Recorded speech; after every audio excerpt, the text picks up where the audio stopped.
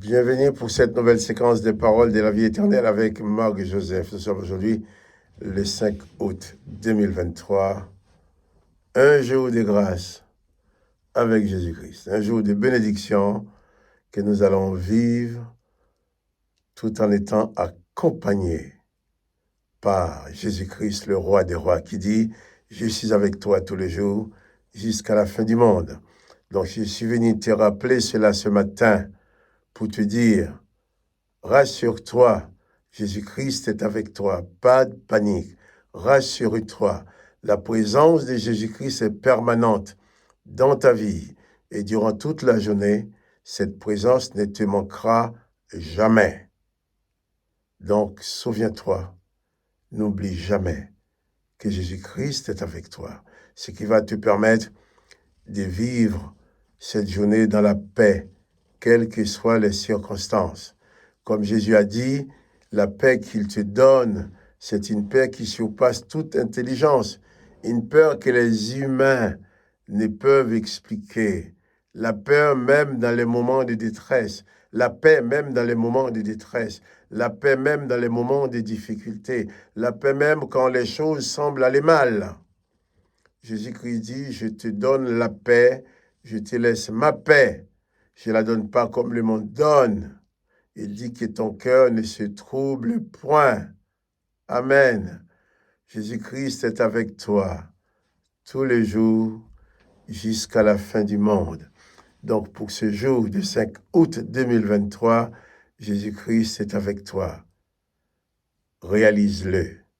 Pas de panique, pas de déprime, pas de découragement. Réalise que Jésus-Christ est avec toi. Il t'accompagne. Là où tu ne peux pas avancer tout seul, il te tient la main. Et quand il te tient la main, il te met toujours sur la bonne voie. Que le nom de Jésus-Christ soit béni. Que toi aussi tu sois béni. Je vais continuer la lecture dans l'évangile de Marc, chapitre 11. Hier, nous avons vu Jésus dans le temple qui chasse les commerçants, les businessmen du temple pour dire que l'endroit, si on veut utiliser un endroit comme une maison de prière, ça ne peut pas être en même temps une boutique et un magasin où chacun cherche à s'enrichir, même peut-être à utiliser ses influences pour gagner de l'argent. Jésus a balayé tout ça. Et on va continuer la lecture dans l'évangile de Marc, chapitre 11, cette fois-ci aussi, au verset 18. Il est dit que, Jésus a chassé les vendeurs du temple. Les principaux sacrificateurs et les scribes, l'ayant entendu, cherchèrent le moyen de le faire périr, car ils le craignaient parce que toute la foule était frappée de sa doctrine. Et quand le soir fut venu, Jésus sortit de la ville. Voilà.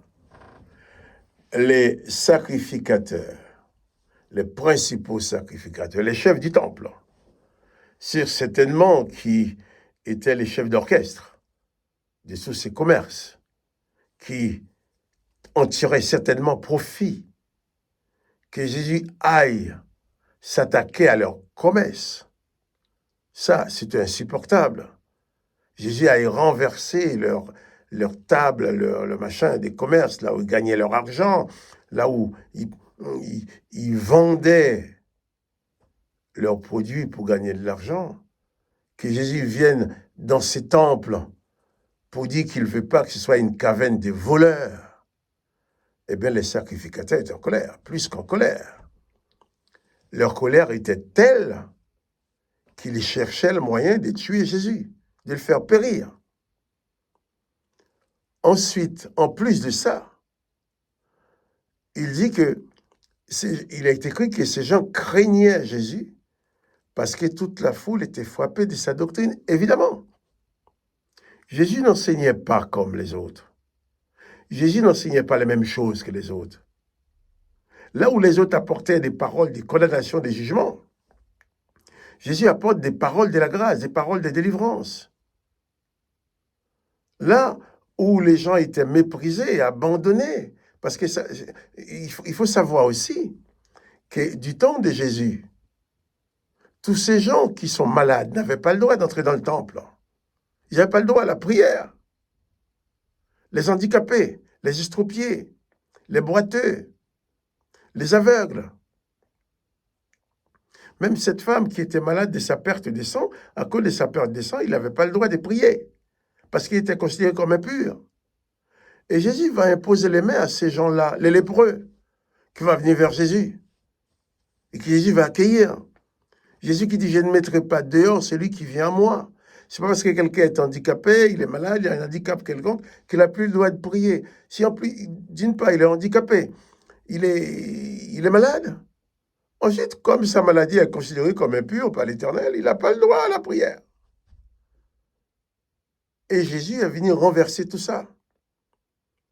Jésus, à la place des paroles de jugement, des condamnations, Jésus apportait les paroles de consolation, des paroles de compassion. Beaucoup de textes nous montrent Jésus ému de compassion devant la situation des gens. Donc, tous ceux qui tiraient profit de ces gens-là en dominant sur eux, les sacrificateurs, les scribes et compagnie, étaient en colère contre Jésus. Ils cherchaient à le faire périr. Bon, c'est vrai, Jésus savait bien, Jésus l'avait déjà annoncé, Jésus savait bien déjà qu'on allait les tuer. Mais il avait une mission à accomplir. Il n'allait jamais permettre aux gens de se mettre la main dessus, de les tuer avant d'avoir accompli. Et le Père a confié cette mission à son Fils qu'il a envoyé sur la terre. Jésus s'est livré lui-même. Il a dit d'ailleurs, on ne m'ôte pas la vie, je donne ma vie. Personne ne m'offre en sacrifice, je me donne. Et c'est pour ça, bien, le moment n'était pas arrivé. Il cherchait à faire périr Jésus parce qu'il le craignait, parce que Jésus cassait leur boutique. C'est le cas de le lire. Les textes nous disent au verset 19, quand le soir fut venu, Jésus sortit de la ville. Les pères n'auraient jamais permis que ces gens mettent la main sur Jésus avant le temps. Car Jésus, en mourant, devrait bien proclamer, je dirais donner cette certification en disant sur la croix, tout est accompli. Il n'y a plus rien à faire. Tout est accompli. Les paroles de la vie éternelle sont communiquées aux hommes. La possibilité de salut est communiquée. Donc, quiconque se tourne vers Jésus-Christ aujourd'hui peut être sauvé. Le salut est offert à tous, sans aucune distinction. Donc, tout est accompli, mais il n'y avait pas encore l'accomplissement. Jésus est sorti de la ville de nuit.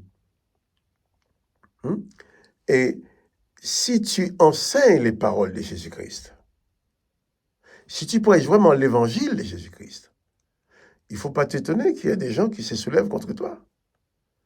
Parce que le même esprit qui poussait les sacrificateurs et les scribes à vouloir tuer Jésus, ces esprits ne sont pas morts, ils sont encore là. Ils sont encore là, prêts à se révolter contre tous ceux qui veulent faire triompher la vérité de Jésus. C'est pour cela qu'il est plus aisé, plus facile pour certaines personnes, certains prédicateurs, au lieu de vous parler, au lieu de parler exclusivement de Jésus, qui donne les paroles de la vie éternelle, pour ne pas qu'il y ait des problèmes. Bien sûr, il parle de Jésus, mais il parle aussi, il enseigne aussi les choses de Moïse, d'Élie. Il enseigne toutes les choses de l'Ancien Testament pour dire qu'il faut les faire aussi. Sauf, si nous ne voulons pas être ridicules, il est impossible de pratiquer en même temps les enseignements de l'Ancien Testament et les enseignements du Nouveau Testament. Les gens étaient frappés de la doctrine de Jésus-Christ parce que ce qu'il enseignait était contraire à ce qu'ils avaient l'habitude d'entendre. Et les sacrificateurs et les scribes étaient en colère contre Jésus, ils avaient peur parce que Jésus enseignait quelque chose qui était en opposition à ce qu'ils enseignaient. Là où il disait œil pour œil, dent pour dent, comme disait Moïse, Jésus va dire, lui, aimez vos ennemis, faites du bien à ceux qui vous persécutent. Là, il disait qu'il faut lapider, qu'il faut tuer le pécheur.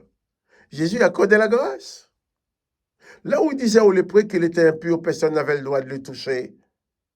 Jésus l'a touché. Là où il disait à ces gens-là qu'ils n'avaient pas le droit de prier, ils étaient perdus. Eh bien, Jésus leur donnait le salut. Jésus leur donnait le droit de s'approcher de lui. Donc, tout était en opposition à ce qu'ils enseignaient. Et les gens, ça leur convenait bien. Bon, certaines personnes ont dit que Jésus était trop dur, donc quand on dit qu'il faut aimer l'ennemi, on a tellement l'habitude de les tuer. Quand on arrive à tuer l'ennemi, on est satisfait, on l'a détruit, on est content. Mais Jésus dit qu'il ne faut pas le tuer, au contraire, si ton ennemi a faim, il faut lui donner à manger, il faut l'aider. Évidemment, si tu veux, en tant que prédicateur, en tant que témoin de Jésus-Christ, tu veux être applaudi par tous, tu veux que tous soient d'accord avec toi, tu ne prêcheras jamais l'évangile.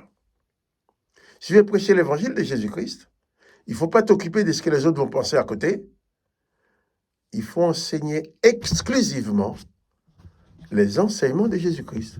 Et alors, il ne faut pas t'étonner que les serviteurs de l'Éternel, comme les scribes, les pharisiens, qui existent encore, hein, ils ne portent pas les mêmes noms, mais ils font la même chose. Ils vont t'en vouloir. Ils vont vouloir t'exclure.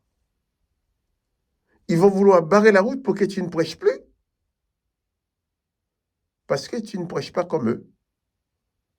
Ben, c'est ce qu'ils voulaient faire, les scribes, avec Jésus. Ils voulaient le faire périr. Oui, c'est vrai. Ils vont réussir à tuer Jésus. Mais lorsque Jésus aurait accompli complètement, parfaitement sa mission.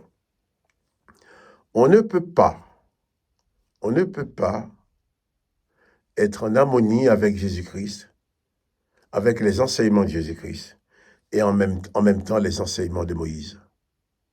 On ne peut pas pratiquer en même temps l'évangile de Jésus-Christ et tout ce qui est écrit dans l'Ancien Testament. On ne peut pas adresser ses prières au Père dans les noms de Jésus en utilisant les prières de David, les prières des malédictions de David, les prières des psaumes qu'on nous oblige toujours à prendre. On ne peut pas. Est-ce que je peux dire, Seigneur, comme tu dis, je vais aimer mes ennemis, je vais bénir ceux qui me maudissent, en utilisant les psaumes de David? C'est pas possible. C'est lui qui t'enseigne ça, qui te demande d'utiliser les psaumes de David pour prier en étant que chrétien. C'est quelqu'un qui t'a fait tomber dans un piège.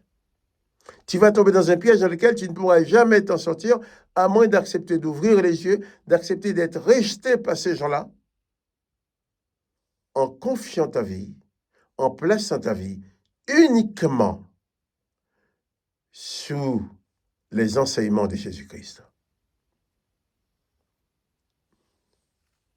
Tu feras face à la colère des serviteurs de Yahvé, de tous ces chrétiens qui se disent chrétiens, mais qui sont plus judéo que chrétiens, qui s'attachent plus à l'Éternel des armées, aux enseignements de Moïse, au lieu de s'attacher à Jésus-Christ. Ils te feront la guerre. Mais il ne faut pas polluer l'évangile de Jésus-Christ avec ces choses-là pour te faire accepter des gens. Mieux vaut être rejeté de tous et accepté de Jésus-Christ. Mieux vaut être éloigné, isolé par tous, sachant dans ton lieu, dans ta position d'isolement, Jésus-Christ est avec toi tous les jours, jusqu'à la fin du monde. Nous souhaitons qu'il soit avec les autres aussi. Mais il ne faut pas, par peur de persécution ou d'exclusion, que tu te mettes à dire, à raconter aux gens des choses qui ne sont pas conformes à l'évangile de Jésus-Christ, des choses qu'ils ne peuvent pas pratiquer en même temps que l'évangile.